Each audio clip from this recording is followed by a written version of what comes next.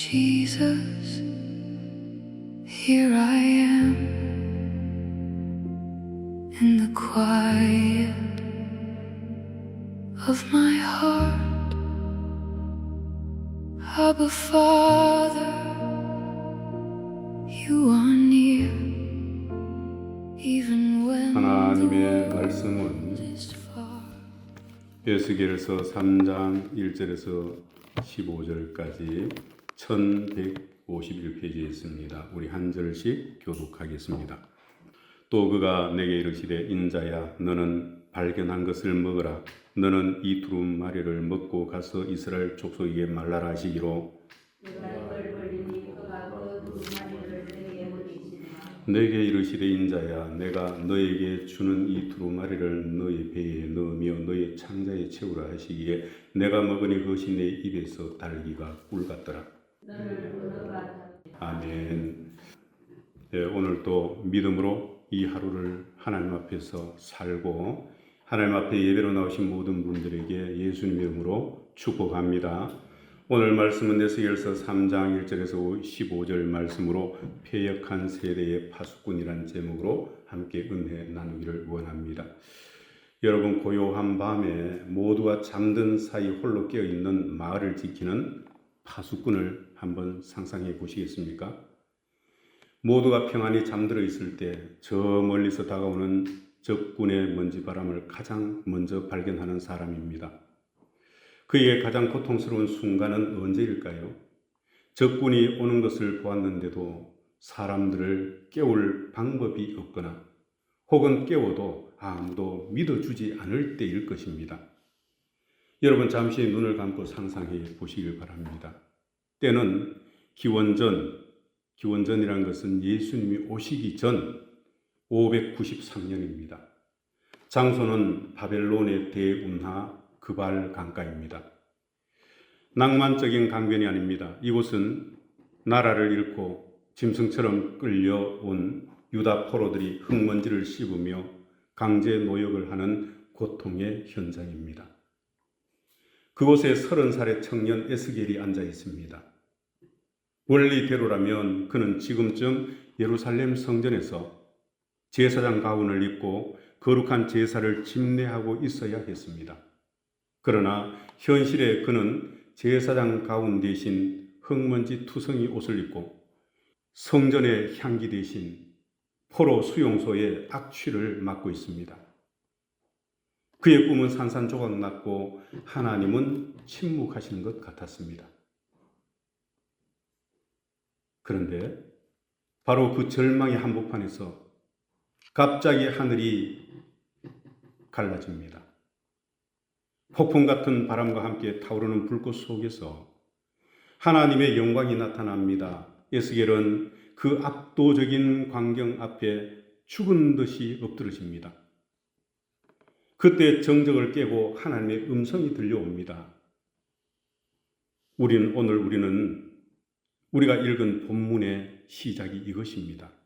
인자야, 너는 발견한 것을 먹으라. 너는 이 두루마리를 먹고 가서 이스라엘 족속에게 말하라. 여러분, 하나님은 낙심한 에스겔에게 위로의 말을 먼저 건네지 않으셨습니다.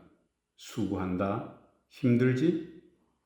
라는 따뜻한 격려 대신 이해할 수 없는 명령을 내리십니다. 먹으라. 그것도 맛있는 음식도 아닌 가죽 종이 뭉치인 두루마리를 먹으라는 것입니다. 이것이 오늘 우리를 향한 하나님의 첫 번째 충격적인 메시지입니다. 두루마리의 정체가 무엇일까요? 슬픔을 삼키는 자는 누구일까요? 에스겔 앞에 펼쳐진 두루마리가 보이십니까? 고대 사회의 두루마리는 보통 안쪽에만 글이 쓰여집니다. 겉면은 가죽의 거친 질감이 그대로 드러나 있습니다. 그런데 에스겔이 본 두루마리는 비대합니다. 안과 밖에 모두 글씨가 빼곡하게 박혀 있습니다. 여백이 없습니다. 내용은 하나님의 심판과 아픔이 더 이상 기록할 공간이 없을 만큼 꽉 차 있었습니다. 그 내용을 보시겠습니까? 에스겔서 2장 10절입니다. 그 위에 애가와 애곡과 재앙의 말이 기록되었더라. 사랑하는 성도 여러분, 이것은 독약과 같은 책입니다. 내 민족이 처참하게 무너질 것이라는 선고입니다. 내 형제들이 칼에 쓰러지고 성전이 불탈 것이라는 비극적인 리포트입니다. 하나님은 지금 에스겔에게 이 비극의 덩어리를 먹으라고 하십니다. 왜일까요? 왜 읽게 하지 않으시고 먹게 하실까요? 여기에 우리의 주의를 집중해야 합니다. 읽는 것과 먹는 것은 차원이 다릅니다. 읽는 것은 지식의 습득입니다. 먹는 것은 존재의 연합입니다. 내 살이 되고 내 피가 되고 내 존재와 하나가 되는 것입니다. 여기서 우리는 복음 전파자의 가장 중요한 원리를 발견합니다. 전하기 전에 먼저 먹어야 합니다. 하나님은 에스겔에게 말씀을 눈으로 읽거나 머리로 분석하라고 하지 않으셨습니다. 먹으라고 하셨습니다. 하나님의 말씀이 단지 쓴지 괴로운지 즐거운지 먼저 맛을 느끼라고 했습니다. 이는 하나님의 말씀이 선지자의 인격과 존재 속으로 완전히 흡수되어서 선지자의 살이 되고 선지자의 피가 되어야 함을 의미하는 것입니다. 여러분, 설교자는 이 한 편의 설교를 준비하기 위해서 몇 번을 읽고 기도하고 하나님께 묻습니다. 어떻게 성도들이 소화가 잘 되도록 상을 차려줄 것인지 묻고 또 물어서 준비합니다. 여러분은 말씀을 듣는 지식의 귀를 열고 있습니까? 아니면 말씀이 삶의 근육이 되고 삶의 피가 되고 인생을 건강하게 하는 양식으로 드시고 계십니까? 이는 우리가 하나님의 말씀을 대하는 자세에 대해서 깊이 생각하게 합니다. 각성하게 하고 자세히 돌아보게 합니다. 에스겔아, 너는 내 말을 전하는 스피커가 되려 하지 마라. 너는 내 아픔을 너의 살로 만들고 내 눈물을 너의 피로 만드는 사람이 되어야 한다. 내 심판의 말씀을 너 위장 속에 넣어 너의 세포 하나하나가 내 마음을 느끼게 하라. 놀라운 말씀입니다. 이 말씀 앞에서 설교자는 부끄러워집니다. 이것이 파수꾼의 운명입니다. 하나님의 말씀을 전하는 자는 그 말씀이 타인에게 전달되기 전에 먼저 자신의 심장에서 경험해야 합니다. 남의 죄를 지적하기 전에 그 죄를 바라보시는 하나님의 찢어지는 가슴을 먼저 느껴야 합니다. 이것이 설교자의 일평생 과제입니다. 드디어 에스겔이 입을 벌립니다. 3절입니다. 내게 이르시되 인자야, 내가 너에게 주는 이 두루마리를 너의 배에 넣으며 너의 창자에 넣으라 하시기에. 하나님은 적당히 맛만 보라고 하지 않으십니다. 배에 넣고 창자에 채우라고 하십니다. 창자는 인간의 가장 깊은 내장 기관입니다. 히브리인들에게는 이 창자는 인간의 감정과 양심이 소용돌이치는 근원지입니다. 말씀이 머리에서 가슴으로, 가슴에서 삶의 가장 깊은 근원지인 창자까지 내려가야 하는 것입니다. 에스겔은 환상 속에서 이 거칠고 딱딱한 가죽 두루마리를 씹습니다. 퀴퀴한 가죽 냄새, 묵은 잉크의 탁한 맛, 그리고 그 안에 담긴 재앙의 내용들. 그런데 바로 그때였습니다. 납득할 수 없는 일들이 일어났습니다. 내가 먹으니 그것이 내 입에서 달기가 꿀 같더라. 이것이 신앙의 가장 깊은 역설입니다. 내용은 재앙인데 맛은 꿀입니다. 환경은 포로 수용소인데 영혼은 황홀경입니다. 어떻게 이럴 수 있을까요? 여러분들 대답해 보시겠습니까? 그것은 이 말씀이 누구의 입에서 나왔는지를 깨달았기 때문입니다.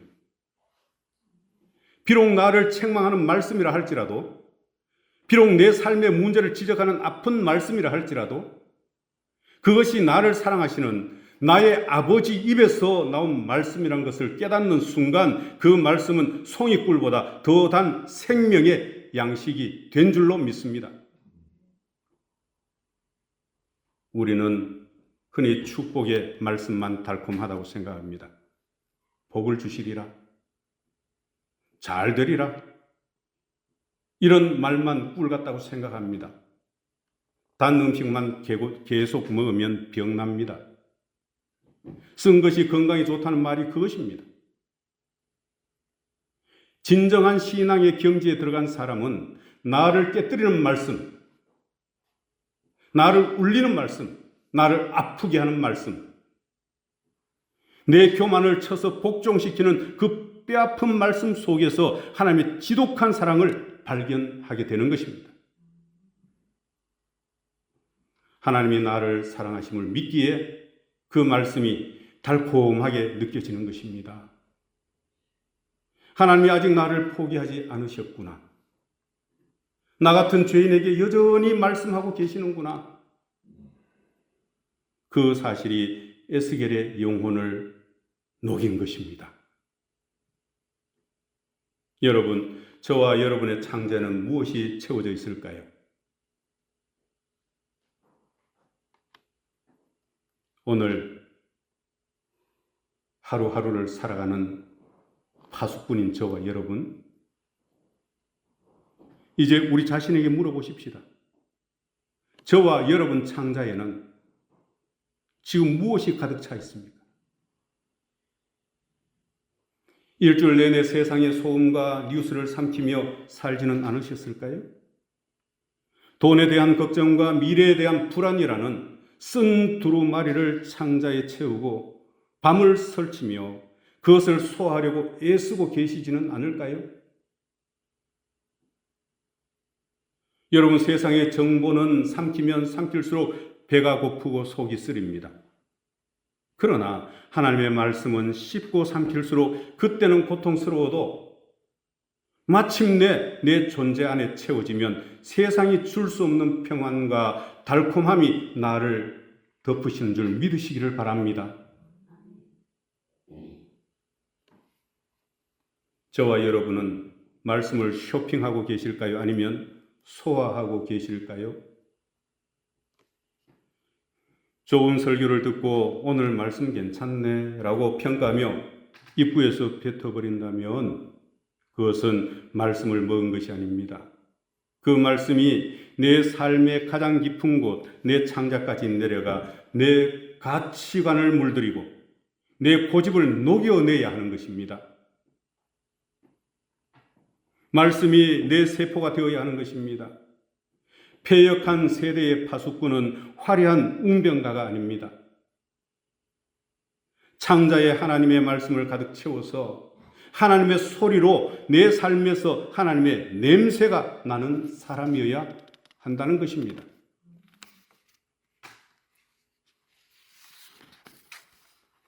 말씀을 먹은 에스겔은 어떻게 되었을까요?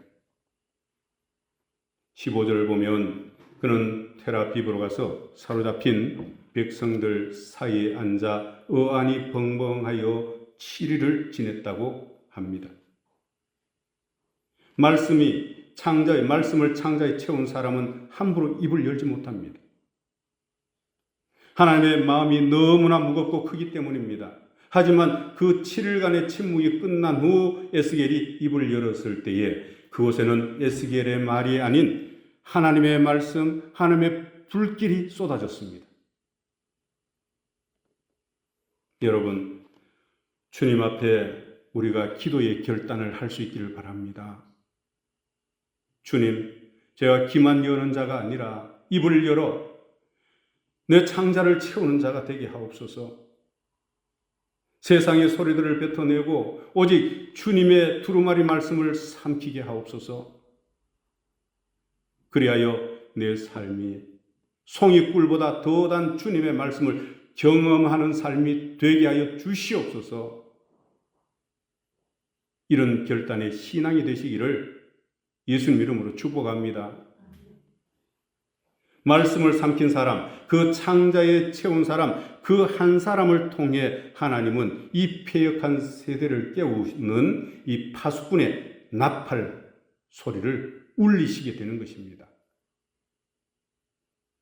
그 주인공이 바로 저와 여러분 되시기를 주님의 이름으로 축원드립니다. 여러분, 조금 전 우리는 에스겔이 하나님의 두루마리를 먹고 그 달콤함에 젖어 있는 모습을 보았습니다. 하나님의 말씀을 내 안에 채우는 것은 황홀한 경험입니다. 하지만 신앙은 황홀한 환상 속에서만 머물러 있지 않습니다. 이제 하나님은 그를 환상 밖으로 차가운 현실의 현장으로 밀어 넣으십니다. 그래서 여러분, 이 예배당은 하나님의 말씀을 먹고 내 창자에 채우는 곳, 저 문 바깥에는 말씀을 살아내야 하는 차가운 현실의 현장인 것입니다. 어디가 더 중요할까요? 둘 다 중요합니다. 4절을 보시겠습니까? 인자야, 가라. 이스라엘 족속에게 가서 내 말로 그들에게 고하라. 여기서 가라는 명령은 에스겔의 발걸음을 진짜 무겁게 합니다. 방금 삼킨 두루마리가 창자에서 채 소화되어 한참 단맛을 느끼고 있을 때 하나님은 그를 가장 힘든 싸움터로 보내십니다. 우리는 흔히 은혜를 받으면 모든 일이 술술 풀릴 것이라고 생각합니다. 하지만 성경의 원리는 다릅니다. 은혜를 주시는 이유는 감당하기 힘든 현장이 기다리고 있기 때문입니다. 에스겔이 먹은 그 달콤한 꿀은 앞으로 그가 마주할 쓰디쓴 이스라엘 백성들의 삶의 현장을 견뎌내기 위한 영적인 에너지였습니다. 제가 30대 때에 기도원을 열심히 다녔습니다. 항상 이 기도원에서 내려올 때가 되면 원장님이 하신 말씀이 있습니다. 여러분, 이곳에서 지낸 시간들은 변화산상 체험의 시간이었습니다. 은혜 충만한 현장이었습니다. 그러나 저 아래 내려가는 순간, 집 문을 여는 순간, 어쩌면 은혜를 한순간에 다 엎어버릴 수 있는 일들이 기다리고 있을 것입니다. 이곳에서 받은 은혜를 쏟아버리지 않도록 기도하면서 잘 이겨내시길 바랍니다. 그렇게 말씀하셨어요.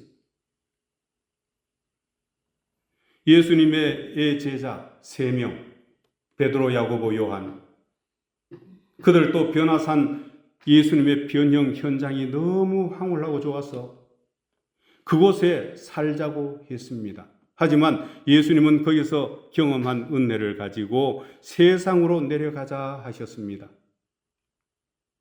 아니나 다를까 내려온 순간 귀신 들린 아이와 아버지, 그리고 남아있던 제자들과 과열된 논쟁이 벌어지고 있었습니다. 은혜의 현장과 세상은 그렇습니다. 하나님은 에스겔이 가야 할 선교지가 어떤 곳인지를 아주 자세하게 설명하십니다. 5절과 6절입니다. 너를 언어가 다르거나 말이 어려운 백성에게로 보내는 것이 아니요, 너가 그들에게 갔더라면 그들은 정녕 너의 말을 들었으리라. 이 말씀은 에스겔의 심장을 찌르는 역설입니다. 차라리 말이 통하지 않는 외국인, 아수르나 이 바벨론 사람들에게로 보냈다면 그들은 기적을 보고 혹은 경고를 듣고 회개했을지도 모릅니다. 그런데 하나님은 누구에게 보내십니까? 이스라엘 족속입니다. 한솥밥을 먹고 같은 언어를 쓰고 같은 율법을 배운 내 형제들입니다. 매일 보는 이웃들입니다. 그런데 비극이 여기에 있습니다. 말이 통하는데 마음이 통하지 않습니다. 7절을 보실까요? 그러나 이스라엘 족속은 이마가 굳고 마음이 강팍하여 너의 말을 듣고자 아니하리니. 전혀 모르는 타인에게 거절당하는 것은 견딜만 합니다. 하지만 내가 사랑하는 사람들, 내가 믿었던 사람들, 내가 잘 아는 내 가족, 내 이웃, 함께 신앙생활을 하던 이들이 하나님의 말씀을 전할 때 비웃고 귀를 막는 모습은 파수꾼의 영혼을 갈겨갈기 찢어 놓습니다. 설교자는 고통이요, 그런 청중들은 하나님을 대적하는 행위입니다. 그들의 이마가 굳었다는 것은 무엇입니까? 고집입니다. 나는 절대 안 변해. 나는 너의 말을 안 들어. 너는 시부려라. 나는 내대로 살아가는 방식이 있어. 라고 써붙인 것처럼 단단해진 교만입니다. 에스겔이 마주해야 할 벽은 성벽이 아니었습니다. 사람들의 단단하게 굳어버린 마음의 벽이었습니다. 낙심한 듯 서 있는 에스겔에게 하나님은 놀라운 선언을 하십니다. 8절과 9절입니다. 오늘 우리가 가장 깊이 묵상해야 할 말씀입니다. 보라, 내가 그들의 얼굴을 마주보도록 너의 얼굴을 굳게 하였고 그들의 이마를 마주보도록 너의 이마를 굳게 하였으되. 여러분, 세상이 단단합니까? 세상이 저와 여러분을 거절합니까? 하나님은 걱정하지 마라. 내가 세상의 벽을 허물어 주겠다 하시지 않습니다. 대신 그들이 단단하냐? 내가 너를 더 단단하게 만들어 주겠다고 하십니다. 여러분, 하나님은 에스겔의 이마를 화석보다 굳은 금강석보다 더 강하게 만드셨습니다. 금강석은 세상에서 가장 단단한 광물입니다. 어떤 보석도 금강석에 상처를 낼 수 없지만 금강석은 모든 것을 자를 수 있습니다. 사명자는 부드러운 이야기만 해서는 안 되는 것입니다. 진리 안에서 거룩한 중심을 가진 사람이 되어야 합니다. 세상이 너 그렇게 살면 망해라고 위협할 때 아니, 하나님의 말씀이 진리야라고 맞설 수 있는 더 단단한 이마가 필요한 것입니다. 하나님은 에스겔에게 말씀하시는 것입니다. 에스겔아, 저들이 이마를 맞대고 너를 밀어내려고 하느냐? 두려워하지 마라. 내가 너의 이마를 다이아몬드처럼 만들었으니 부딪히면 깨지는 쪽은 너가 아니라 저들의 교만일 것이다. 사랑하는 성도 여러분, 우리가 세상에서 패배하는 이유는 세상이 강해서가 아닙니다.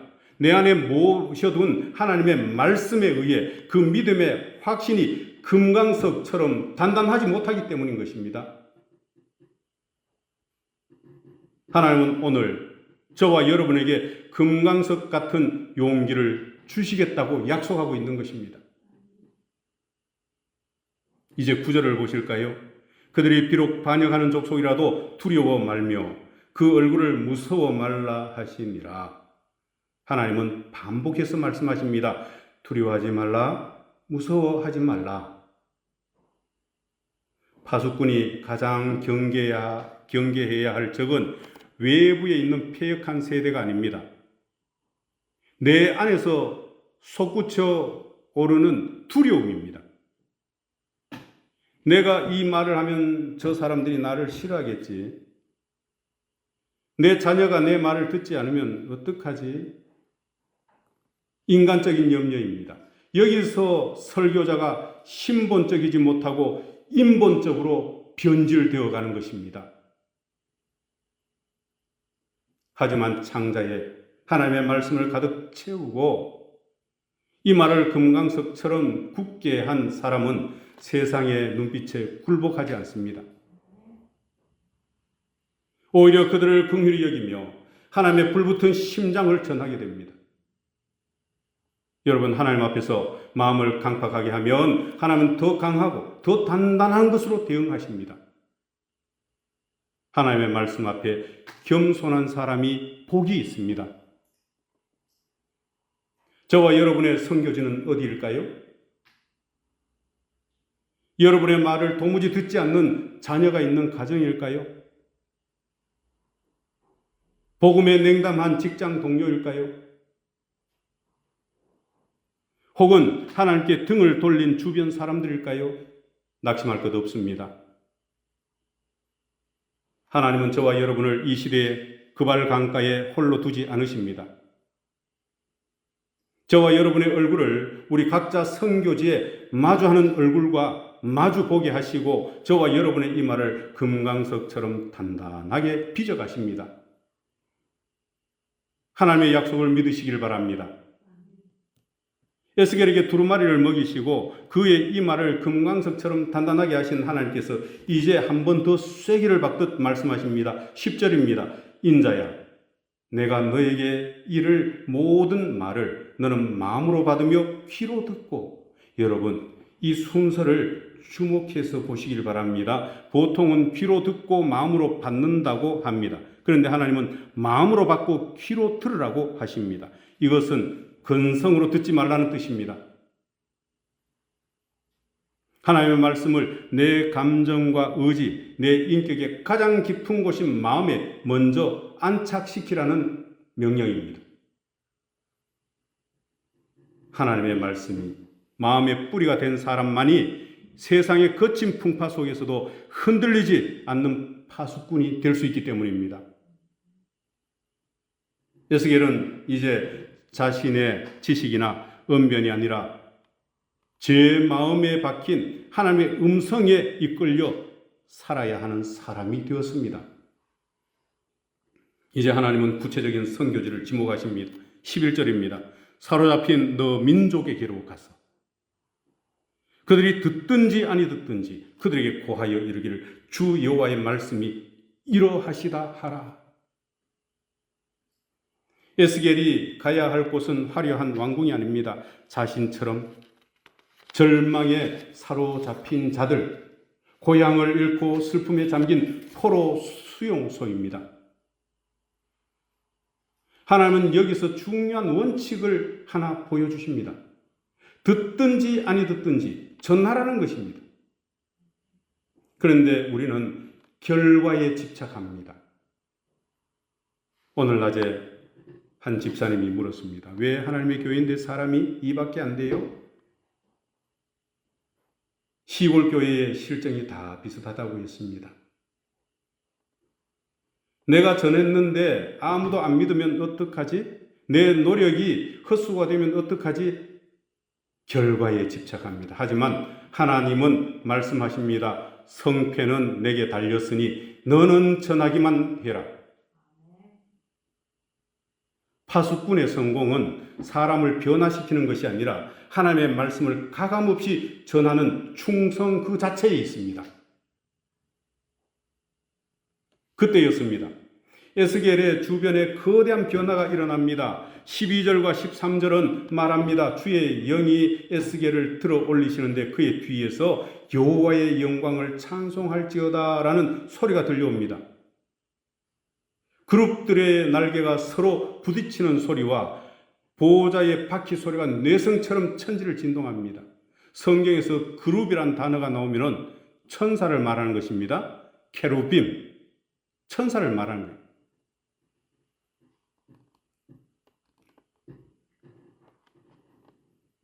이 장엄한 천상의 찬양소는 에스겔에게 무엇을 보여줍니까?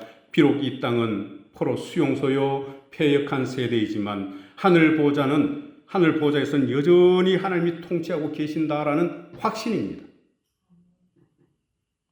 그 영광에 압도된 채 에스겔은 성령에 끌려갑니다. 그런데 14절 말씀이 독특합니다. 내가 근심하고 분한 마음으로 행하니 여호와의 권능이 힘있게 나를 에워싸시더라 했습니다.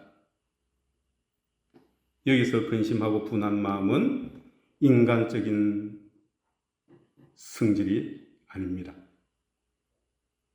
이것은 패역한 백성을 향한 하나님의 거룩한 분노가 에스겔 마음속에 전이된 것입니다. 어떻게 내 백성이 이토록 완악할 수 있는가라는 하나님의 통각이 에스겔의 창자를 뒤흔든 것입니다. 내 힘으로 가는 것 아닙니다. 여호와의 권능이 강권적으로 그를 에워싸서 그를 현장으로 밀어넣고 계시는 것입니다. 이는 성령에 이끌리는 파수꾼의 모습입니다.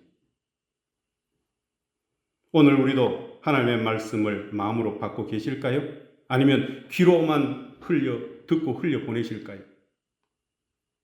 사명자는 자기 열정으로 뛰는 사람이 아닙니다. 에스겔처럼 하나님의 영광을 보고 하나님의 말씀을 내 창자에 채우고 그분의 거룩한 분노를 내 마음으로 공유하며 성령의 권능에 에워싸여 끌려가는 사람입니다. 때로는 그 길이 근심스럽고 마음이 무거울 수 있습니다. 하지만 하나님의 손이 저와 여러분을 붙들고 계신다면 그 길은 반드시 생명을 살리는 길이 될 것임을 확신합니다. 15절은 에스겔의 사역 정점을 보여줍니다. 하나님의 영에 이끌려 도착한 곳은 텔아비브, 오늘날 이스라엘의 수도죠. 곧 포로들이 모여 사는 거주지였습니다. 거기서 에스겔은 도착하자마자 소리를 지르며 회개를 촉구하지 않았습니다. 그들 중에 두려워 떨며 7일을 지내니라 했습니다. 에스겔은 7일 동안 침묵했습니다. 이 7일은 제사장의 위임식 기간이자 죽은 자를 위해 애곡하는 기간입니다. 에스겔은 비로소 깨달은 것입니다. 정죄하기 전에 그들이 겪는 고통과 절망의 한복판에서 함께 울어야 한다는 그것을 깨달은 거예요. 7일 동안. 영적인 파수꾼은 높은 곳에서 정죄의 화살을 쏘아대기만 하는 사람이 아닙니다. 죄인들 곁에 앉아 7일간 침묵하며 그들의 아픔을 자신의 것처럼 공감하는 사람입니다.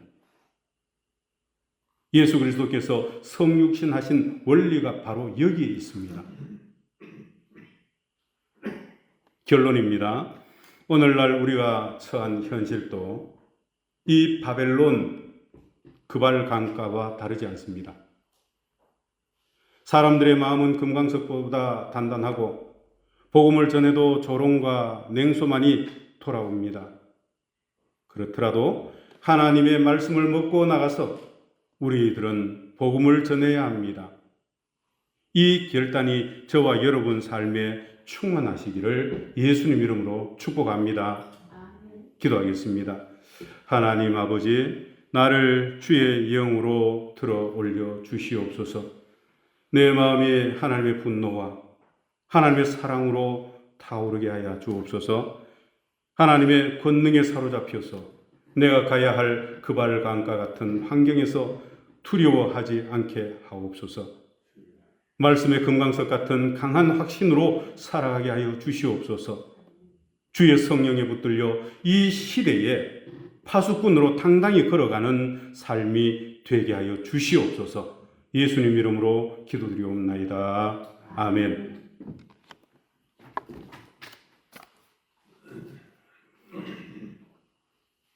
교회의 소식은 주부 뒷면을 참고하시면 되겠습니다.